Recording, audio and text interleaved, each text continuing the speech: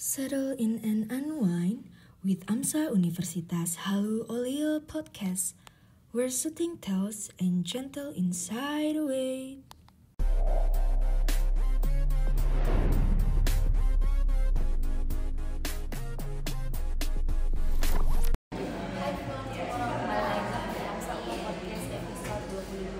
Nah, pada episode kali ini bakal menarik nih dari episode AMSA Podcast sebelumnya. Nah, pada episode kali ini akan membahas mengenai topik yaitu spotlight outfit.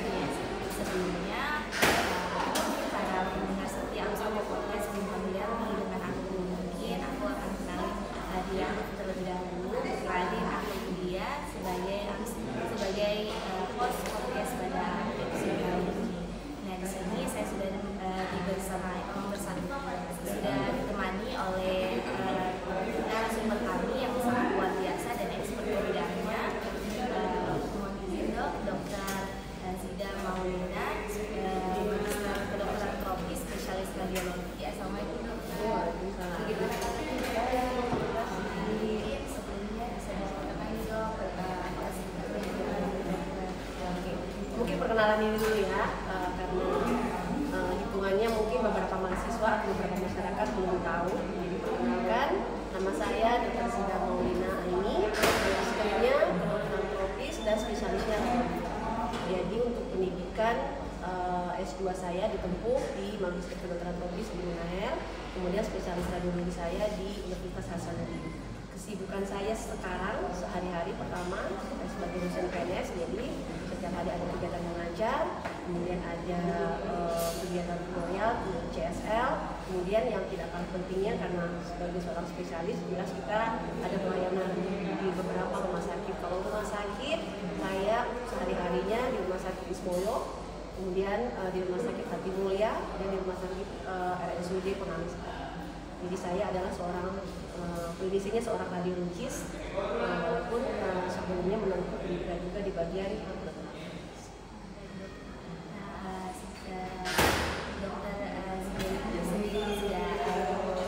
Saya sudah pernah berkesempatan untuk diajar sama beliau ya. Beliau merupakan dosen yang sangat luar biasa dan sangat baik dalam menjelaskan kuliah kami. Nah, mungkin kita langsung aja ke bahasannya dulu terkait judulnya yaitu how to tackle skabies, bagaimana kita mengatasi dari skabies ini. Mungkin pertama bisa dijelaskan dokter skabies dan penularannya itu seperti apa, bagaimana? Oh iya, oke, skabies. Skabies itu nama di kedokteran. Kalau nama awamnya masyarakat kita mengetahui namanya pudis.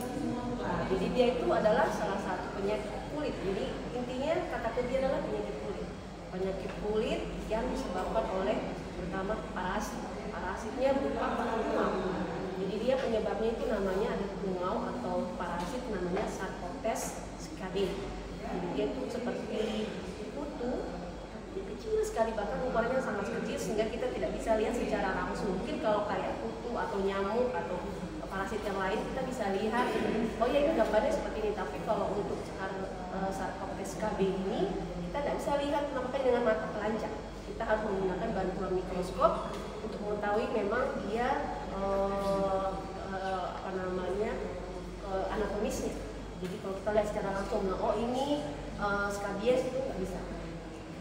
Jadi dia kalau skabies ini pertama sangat menular dan cepat. Jadi itu kata kuncinya, dia menular dan sangat cepat, tapi sangat mudah disembuhkan. Jadi mungkin itu dulu sebagai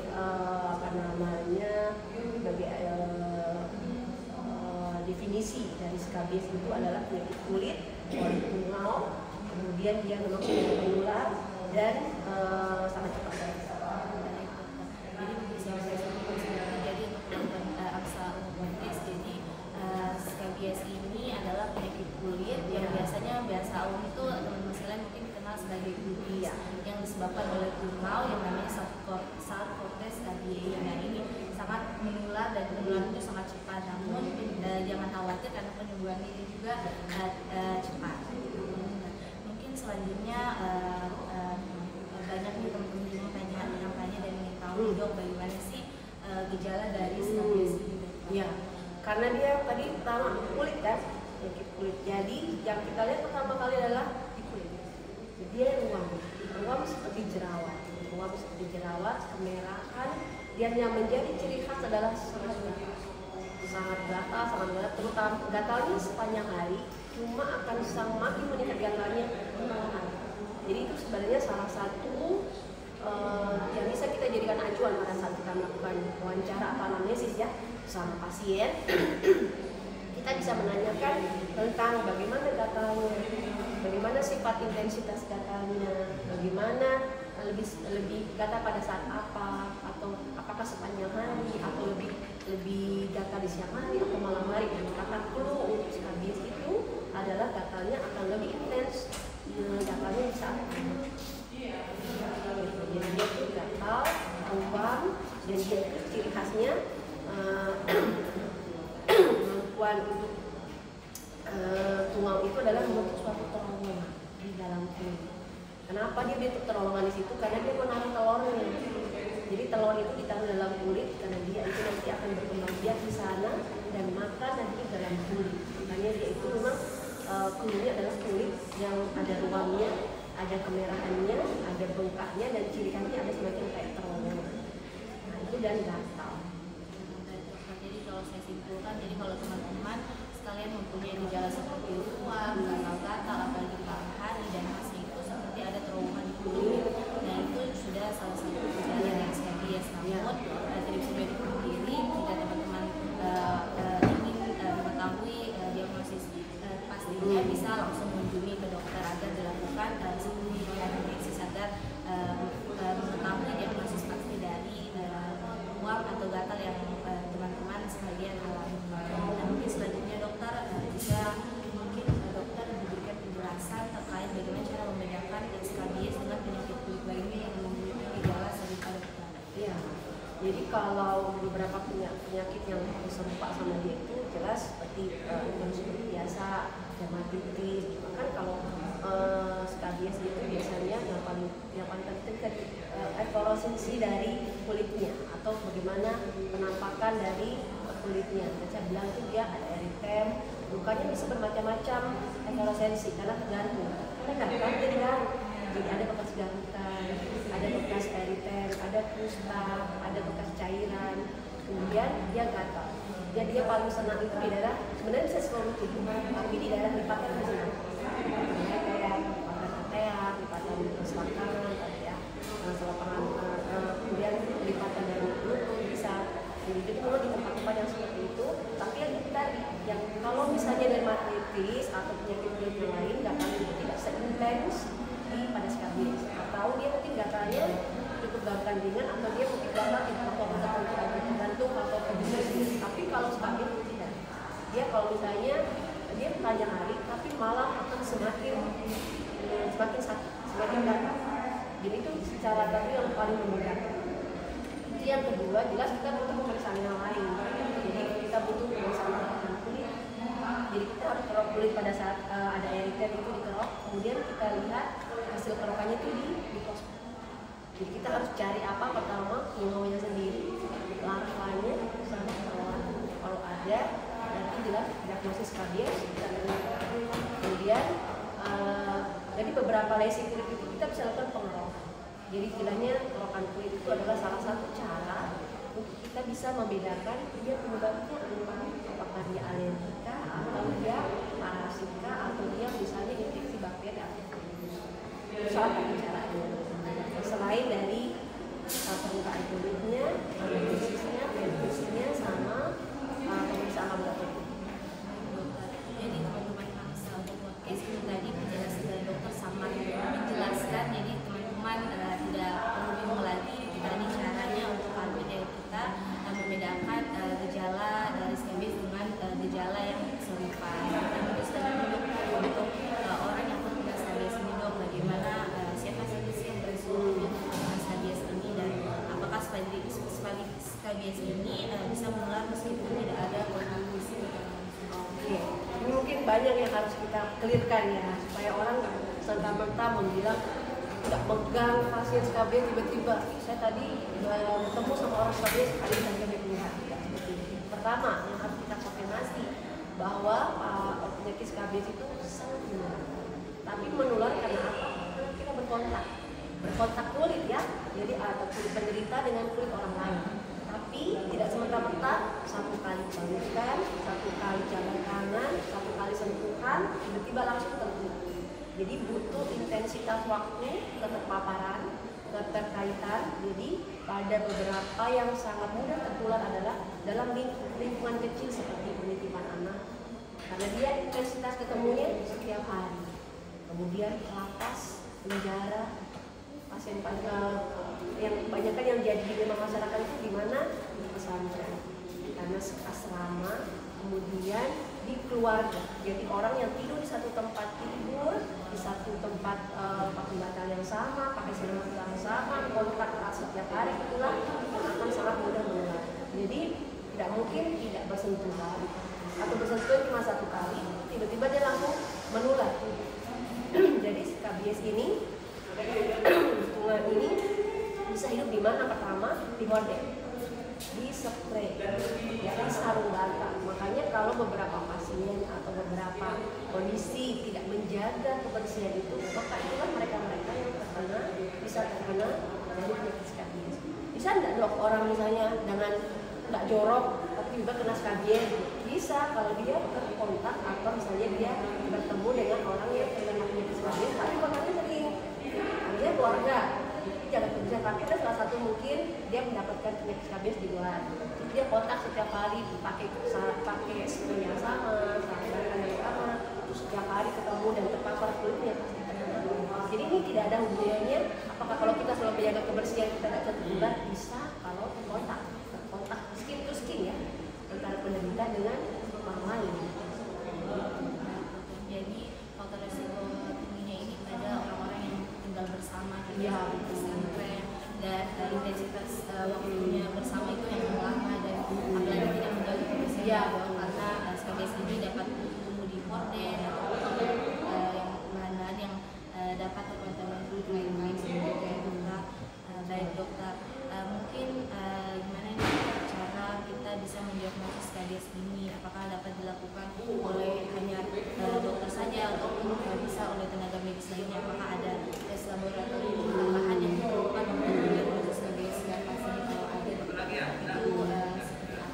Ya, SKBS adalah penyakit parasit yang tentu saja dia menjadi kompetensi bisa. Cuma memang kalau kita mau mendapatkan pengobatan yang detail, pengobatan yang bagus, menjadi kompetensi dokter spesialis dermatologi dan venerologi DVE. Jadi tapi dokter umum itu bisa mengobati dari pertama tadi kita bilang anamnesisnya, pemeriksaan fisiknya, jelas ada erythema, ada luka, ada sudut labuan, ada penusukan di labuannya. Kemudian dibantu pemeriksaan mikroskopik, adanya kita dapatkan adanya tungau, telur dan lava. Kemudian ada namanya Burowing test, namanya tes jadi terowongan itu dimasukkan atau ditetes sama orang supaya dia masuk ke dalam terowongan itu kemudian dicuci. Kalau dia membentuk gambaran seperti terowongan maka terdapat diagnosis SKBS. Jadi salah satu penemukan dari SKBS itu dua hal. Jadi ada mikroskopik kita menemukan tungaunya sendiri langsung sama tes Burowing test. Jadi itu secara laboratorium untuk mikroskopiknya. Tapi kalau secara pemeriksaan dengan darah, karena dia sifatnya kacau, jadi biasanya yang meningkat adalah kadar sekunder. Kemudian kalau dia sudah ada infeksi sekunder karena misalnya gini, kan nggak tahu, kita garuk, akhirnya ada apa? Infeksi sekunder. Maka yang terjadi adalah peningkatan dari leukosit. Akhirnya kita membutuhkan terapi yang lebih intens, bukan hanya sekadar anti parasit dari tungaunya sendiri untuk diobati, tapi kita harus juga mengobati akibat peningkatannya itu sebenarnya. Jadi teman-teman Amsel Podcast jika mengalami SKBS ini bisa langsung menghubungi bisa dokter umum, tapi namun lebih baiknya lagi jika menghubungi dokter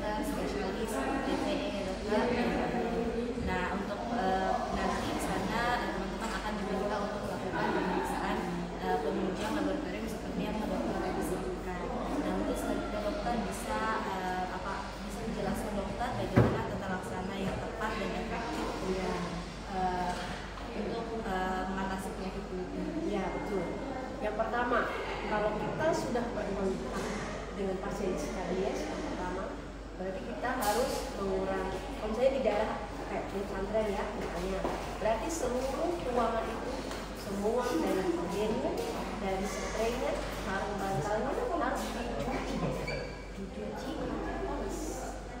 bersih, diganti. Jadi ya semua pakaiannya harus dibersihkan pakai air panas dan dicuci seluruh. Jadi bukan hanya sekedar satu orang yang diobati, tapi seluruh orang yang di dalam ruangan yang sama, yang berkontak erat lama, yang berpapar lama harus juga mendapatkan perawatan dan pencegahan. Itu ya yang pertama. Jadi yang kedua, dia diobati. Pertama yang paling penting adalah obatnya itu adalah namanya anti tungaunya, namanya permethrin. Biasanya kita pakai kadar itu 5%. Dia bentuknya lotion salah. Jadi diolesin adalah semua orangnya di ruangan itu harus mendapatkan pengobatan. Jadi itu pengobatannya dipakaikan salep dari kepala, dari leher sampai ke kaki. Semuanya harus diolesin karena kita tidak tahu larva itu atau tungau itu sudah menginvasi di daerah kulit mana saja. Dan dia punya kemampuan setelah dia masuk dalam kulit, dia kalau sudah bertelur, dia larvanya keluar, dia masuk lagi ke tubuh yang lain. Tergantung dia gesekan kemana, dia terpapar kemana, begitu. Jadi untuk antisipasi supaya pengobatannya lebih total, jadi itu salepnya dioleskan dari mulai leher semuanya sampai kaki. Dan itu didiamkan 8 sampai 14 jam. Kemudian dicuci. Itu yang pengobatan utamanya. Yang pengobatan berikutnya adalah pengobatan untuk simptomatisnya. Kan gatel. Pasti kita punya inisiatif untuk garuk. Nah, padahal kita tidak boleh garuk itu lesi karena kalau tidak dia menjadi histeria. Biasanya dokter akan kasih histamin supaya dia menghilangkan gatal.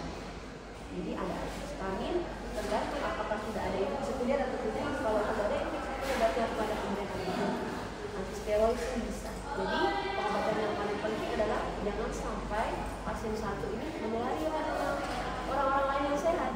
Jadi dia harus diisolasi. Maksudnya menjaga kebersihannya diobati karena pengobatan gatalnya itu. Sebenarnya kalau untuk pengobatan skabies itu yang beberapa hari, kalau dia pengobatannya benar, dia bisa hilang. Gatalnya akan ya, jadi yang pertama itu tentunya pengobatan kesananya itu yang pertama kondisinya dan perawatan mulai dari merendam menggunakan air panas, selanjutnya dokter dan pengobatan utamanya seperti menggunakan salapan vitamin kali berulang dan juga simptomatisnya dok kita atasi gejala gatal tadi dan juga tidak lupa setelah sembuh kita harus tetap mencegahnya dan melihat di orang sekitar yang karena skabies itu bukan terus kalau satu kali nggak bisa lagi, dia bisa penyakit berulang-ulang. Pada saat terpapar pertama membutuhkan sekitar 6 sampai 8 minggu supaya muncul gejala. Tapi ketika kita terpapar berikutnya kita hanya membutuhkan waktu 3 hari supaya gejala ini muncul. Jadi artinya pada masa skabies mungkin saya belum pernah skabies ceritanya terus kena orang yang skabies mungkin nggak langsung kena, mungkin butuh waktu lebih lama. Tapi berikutnya lagi ketika dia terpapar lagi, dia terkena lagi, itu waktu inkubasinya akan lebih pendek. Dia bisa kena lagi berikutnya tergantung ya bisa sampai setiap bulan atau setiap tahun dia kena skabies. Kalau dia sudah terpapar apa? Iya. Kalau itu dokter bagaimana nih kejadiannya dokter kalau dengan orang yang kayak setelah terkena skabies dia tidak segera obati dan menyebabkan komplikasi. Apakah ada komplikasi yang sangat serius? Iya. Jadi skabies itu punya 2 manifestasi. Yang pertama pudis biasa ya, maksudnya skabies biasa. Yang kedua adalah pudis Norwegen. Jadi pudis Norwegen. Yang membedakan keduanya adalah yang pertama, kalau pudis biasa itu sekali semua ini itu hanya ada sekitar 5 sampai 15 aja plus yang telur-telurnya ya, dengan larvanya. Tapi kalau kusta Norwegia berarti sudah ada apa? Penggarakan secara intens, tidak diobati. Ini ada sudah mulai kusta, jadi ada banyak nih lesi-lesi yang macam-macam di kulit. Berarti tungau yang di dalam kulit itu sudah mencapai berapa? Sudah mencapai jutaan. Ya bayangin aja kita ada tungau dalam tubuh kita dalam kulit itu nyampainya jutaan. Hanya gara-gara karena kita tidak obati karena kita nggak tahu itu ternyata skabies. Terus dia sudah keluar kemana-mana. Akhirnya dia di dalam kulit itu sampai jutaan jumlah tungaunya itu. Namanya komplikasi yang paling berat adalah kusta Norwegia. Karena sebenarnya proses penggarukan jadi tungaunya senang-senang aja tinggal dalam tubuh karena dia dapat makanan, dia dapat makanan, dia dapat telur, dia ada larva,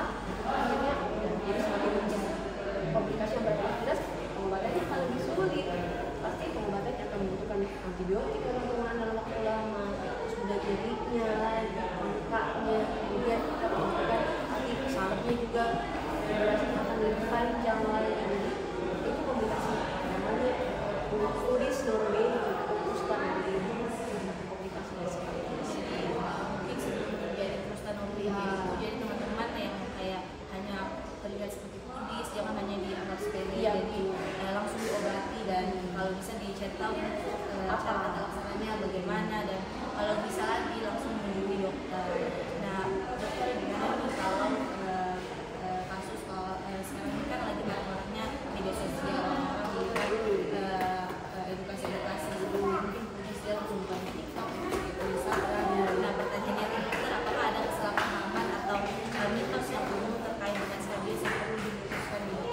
Ya, kalau awal-awal kita masih dokter muda, masih awal di dokter itu ada salah satu slogan ya, mungkin kita tidak tahu sekarang ya. Orang nggak pesantren kalau nggak skabies gitu. Jadi pasti selalu identik seperti itu. Jadi kalau di pesantren itu nggak mungkin nggak skabies, pasti pernah sekali seumurnya dia skabies. Ya, karena paradigma seperti itu. Karena kumpul orang banyaknya, kita kan nggak mungkin mengontrol orang per orang menjadi kebersihan, itu tergantung personality masing-masing. Kan itu kan jadi satu tempat asrama yang isinya bukan cuma dia sendiri yang hidup, dia banyak, itu tuh menjadi kebersihan, itu yang salah satunya. Jadi skabies selalu identik dengan pesantren, pas, jadi tidak mau karena penularannya akan sangat cepat dengan kumpulan orang. Mungkin tidak seperti itu ya, tidak semua pesantren harus seperti itu, cuma memang lebih rentan pada kondisi-kondisi dengan orang yang berkumpul dan setiap hari yang berinteraksi dalam waktu yang lama dan banyak. Terus yang kedua, ini bisa kamu sakit begini aja, masa langsung nular? Enggak kan? Jadi penularan skabies itu tidak bisa dilakukan tanpa sentuhan, ada faktor. Tapi bukan juga terus jabat tangan, pelukan satu kali, atau misalnya tersentuh satu kali langsung. Berarti harus habis tentu orang saya gatal nih. Padahal bukan itu, dia nggak seperti itu. Harus dia ketemu setiap hari, dia harus terkena setiap hari, atau menggunakan alat tidur dan misalnya bantal dan spray atau selimut dalam waktu yang sama-sama. Jadi notas no disease gitu, artinya tidak sentuh berarti yang artinya tidak ada. Jadi tidak ada kalau cuma lihat-lihatan begini tiba-tiba dia kayak virus yang menular cepat ya, tiba-tiba orang batuk misalnya kita tertular bisa aja kan, cuma kalau skabies tidak. Jadi itu mungkin yang harus beberapa orang pahami ya, mungkin dia memang keluar cepat tapi tidak tanpa sentuhan. Iya, bisa dijawab dari ketukanan atau seperti orang tua mungkin yang kayak takut memasukkan anaknya ke pesantren karena skabies ini, ataupun orang-orang yang terlalu parno untuk bersentuhan pejabat tangan. Mungkin hal-hal tersebut sudah bisa diluruskan dari jawaban dokter tadi. Nah, mungkin dokter untuk pertanyaan yang penutup nih dokter, bagaimana sih cara kita menghindari skabies di tempat umum atau lingkungan dengan resiko tinggi ataupun upaya pencegahan skabies ini dokter, atau kita deteksi dininya gitu. Oke, karena dia kan memang hidupnya di spray, di sarung bantal dan horden, dan dia itu yang paling pertama jelas kita pencegahannya adalah dengan mencuci spray, mencuci horden, mencuci sarung bantal seminggu sekali. Kalau kita sering memakainya dengan lebih dari satu orang, misalnya bukan hanya kita aja yang pakai, nanti kita harus pastikan bahwa teman kita yang berbagi itu tidak dalam kondisi misalnya menderita gatal atau yang lain-lain. Kalau tidak, berarti segera isolasi. Pastikan bahwa memang penyebabnya memang bukan itu. Yang kedua, tetap jaga kebersihan. Namanya penyakit itu mau apa, dia suka dalam kondisi dalam tubuh kita, misalnya